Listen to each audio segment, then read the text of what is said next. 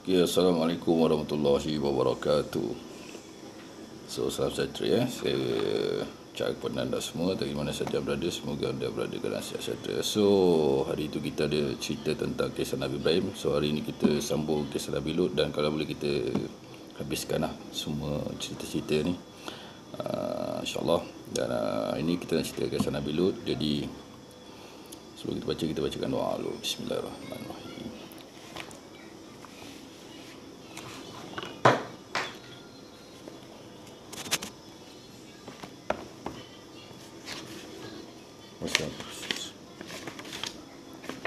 Mulai.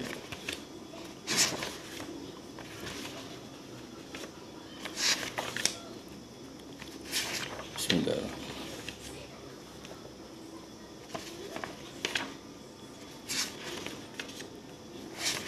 Bismillah. La haula wala quwwata illa billahi al-aliyyil azim. Subhanallah.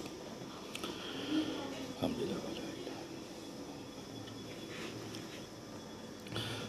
Okey, kita mula Bismillahirrahmanirrahim. Nabi Lut alaihissalam adalah anak Harun.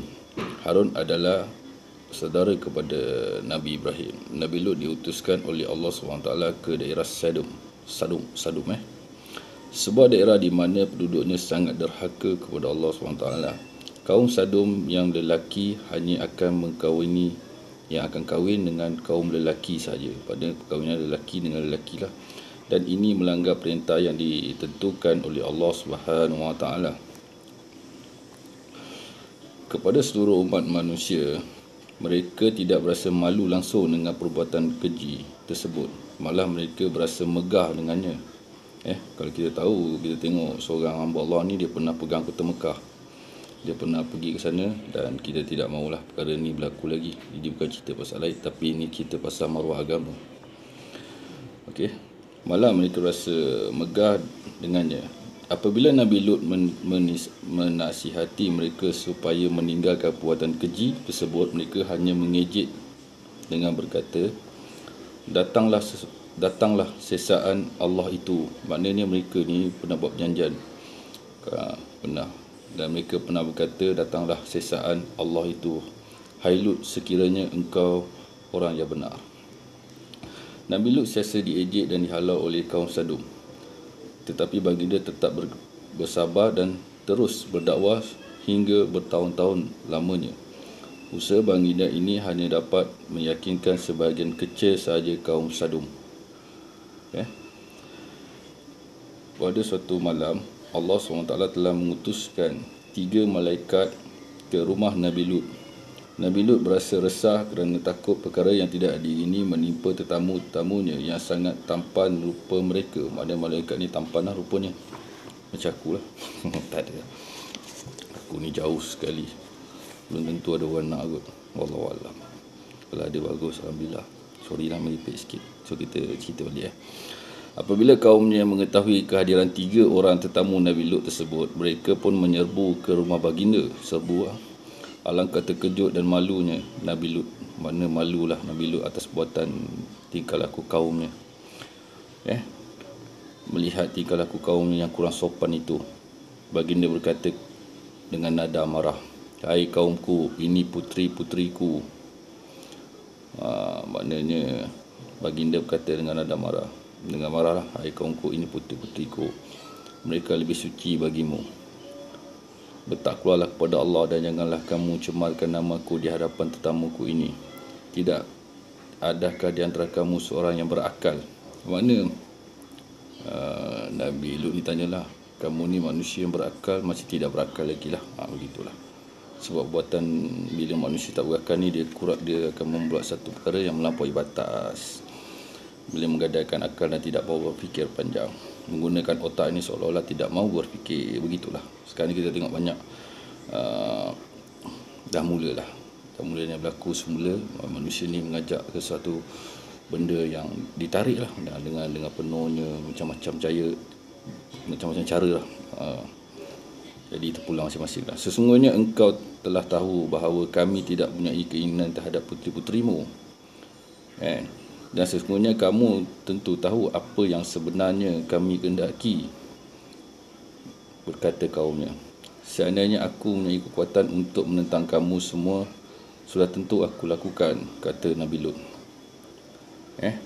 Itulah. Melihat keadaan tersebut, tetamu Nabi Lut pun berkata kepada baginda, sesungguhnya kami bukanlah manusia biasa, tapi malaikat utusan Allah. Kami datang untuk menyelamatkan engkau dan menghancurkan orang-orang derhaka.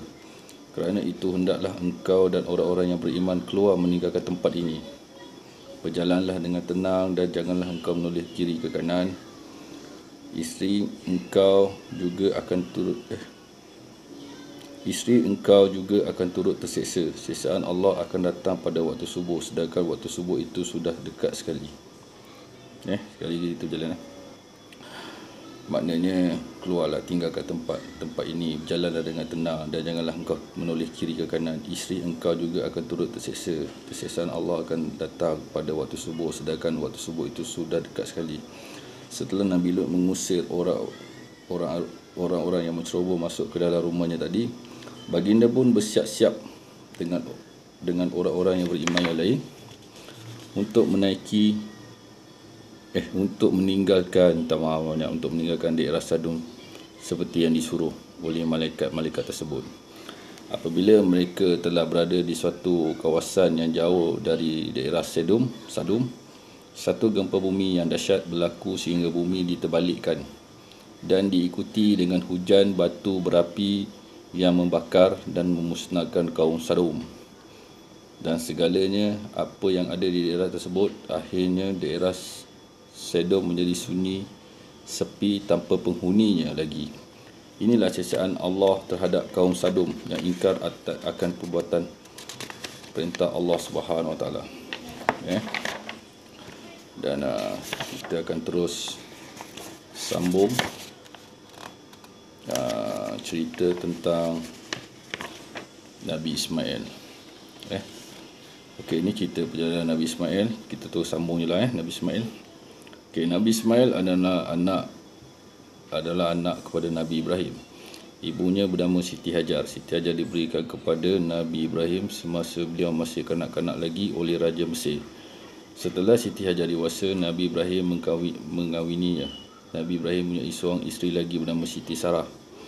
Beliau adalah isteri tua baginda. Sejak berkahwin dengan Nabi Ibrahim, beliau belum dikurniakan seorang anak pun. Siti Sarah sangat cemburu terhadap Siti Hajar kerana Siti Hajar berkahwin dengan Nabi Ibrahim. Beliau telah dikurniakan seorang anak iaitu Nabi Ismail. Siti Sarah telah memujuk suaminya untuk memindahkan Siti Hajar serta anaknya jauh daripadanya. Setelah berfikir panjang, Nabi Ibrahim pun bersetuju dengan cadangan Siti Sarah.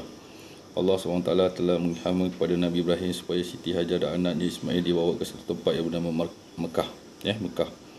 Pada satu hari yang telah dirancang, Nabi Ibrahim, Siti Hajar serta anaknya Ismail berangkat menuju ke tempat tersebut. Setelah berjalan berhari-hari, mereka pun sampai di Mekah. Mekah pada waktu itu tidak ada tumbuhan dan pokok. Tidak ada mata air dan sungai serta binatang dan manusia. Setelah berehat, tibalah masanya untuk Nabi Ibrahim meninggalkan isterinya dan anaknya Ismail. Wahai Ibrahim, kepada siapakah engkau akan meninggalkan kami? Tanya Siti Hajar. Baginda menoleh dengan menitiskan air mata lalu kata, aku meninggalkan engkau berdua dengan Allah. Siti Hajar menundukkan kepalanya serta mengesat air matanya dan berkata, kalau begitu Allah tidak akan mensia-siakan kami. Kembalilah ke Palestin. Nescaya Allah akan menjaga kami dan menjaga engkau. Tinggallah Siti Hajar dengan anaknya Ismail. Apabila mereka berasa sangat haus, Siti Hajar pun meninggalkan bayinya sambil berjalan dengan cepat ke sana kemari di antara dua tempat tinggi yang bernama Safa dan Marwah sebanyak 7 kali. Namun beliau tidak menemui sesuatu pun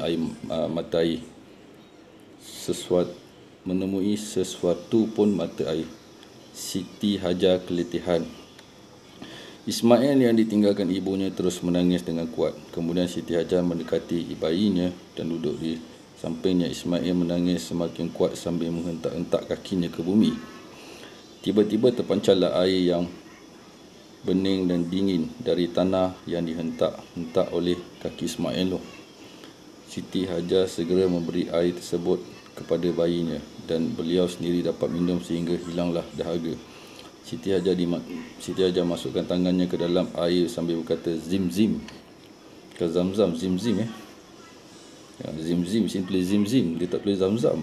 Tapi tak apalah, dia zim-zim zim-zim. Jadilah ia mata air yang tidak habis-habis keluar airnya, yang hingga kini dikenali sebagai Telaga Zam-Zam. Barulah disebut zim-zim, tapi dikenali sebagai Telaga Zam-Zam. Telaga ini telah menarik banyak burung untuk singgah. Burung-burung ini menjadi tanda kepada kafilah-kafilah yang lalu di kawasan tersebut bahawa terdapat air di situ. Mereka mula terhenti di Telaga Zam-Zam untuk minum dan beristirahat. Lama-kelamaan kawasan tersebut menjadi satu tempat persinggahan tetap kafilah-kafilah ini. Akhirnya mereka meminta izin daripada Siti Hajar untuk terus menetap di situ. Lalu jadilah kawasan tersebut sebuah perkampungan yang subur dan makmur. Ismail pun telah besar dan dihormati oleh kaumnya. Dari semasa ke semasa, Nabi Ibrahim datang melihat isterinya dan anaknya. Baginda sangat gembira dengan perubahan yang berlaku di kawasan tersebut dan sentiasa bersyukur kepada Allah Subhanahu Wa Taala di atas segala nikmat yang telah diberikannya selama ini. Setelah dewasa, Nabi Ibrahim mengawini seorang perempuan.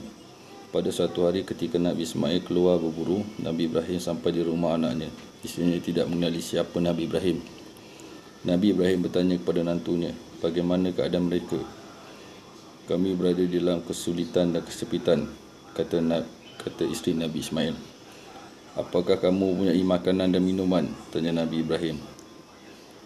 Jawabnya, aku tidak punya apa-apa, jawab isteri Nabi Ismail. Daripada bulan tersebut, Nabi Ibrahim mengetahui bahawa menantunya ini tidak reda dengan pemberian Allah SWT. Baginda pun berpesan kepada menantunya, jika suamimu balik, sampaikan salamku kepadanya, dan beritahu kepadanya agar merubah ambang pintunya. Tidak lama selepas Nabi Ibrahim pulang, Nabi Ismail pun tiba. Isterinya menceritakan apa yang telah berlaku.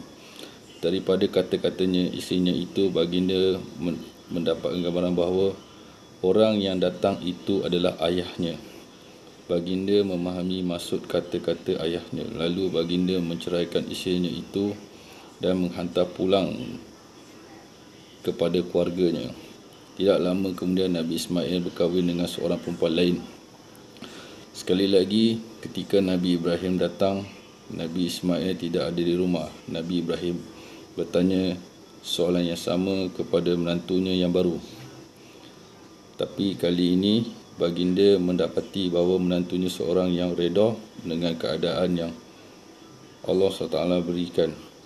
Baginda telah dilayan dengan penuh sopan oleh menantunya. Sebelum pulang, Nabi Ibrahim berkata, jika suamimu pulang, sampaikan salamku kepadanya dan katakanlah kepadanya agar dia meneguhkan ambang pintunya. Sekembali Nabi Ismail ke rumahnya, isterinya menceritakan apa yang telah berlaku. Nabi Ismail berkata, dialah ayahku, dia menyuruh aku menjagamu dan tidak menceraikanmu. Nabi Ismail dan isterinya ini pun tinggal bersama sehingga baginda wafat dan mereka pun mempunyai ramai anak. Itu ceritanya. Maknanya Nabi Ismail ni ada seorang isteri. Isteri ini tidak direstui dan bapanya juga suruh tinggalkan dan kemudian berkahwin dengan yang baru. Semoga insyaAllah lah kehidupan aku pun begitu jugalah. Wallahu alam. Amin. Rabbana alamin. Walhamdulillah alamin. So lepas tu kita tahu Rasul yang ke-9 dan Rasul yang ke-10. Rasul yang ke-9 iaitu Nabi Ishaq. Nabi Ishaq pun anak kepada Nabi Ibrahim. Dan juga Rasul yang ke-10 adalah Nabi Yaqub. Nabi Yaqub ni sebenarnya anak kepada Nabi Ishaq. Jadi insyaAllah kita akan cerita. Semoga kita jumpa lagi. Assalamualaikum warahmatullahi wabarakatuh. Dan baca doa yang terakhir, Rabbana atina fid dunya hasanah wa fil akhirati hasanah wa qina azabannar. Wassallallahu ala sayyidina Muhammad wa alihi wasallam. Alhamdulillahirabbil alamin. Ya Allah ya Rahman ya Rahim. Wallahu a'lam. La haula wala quwwata illa billah. Assalamualaikum.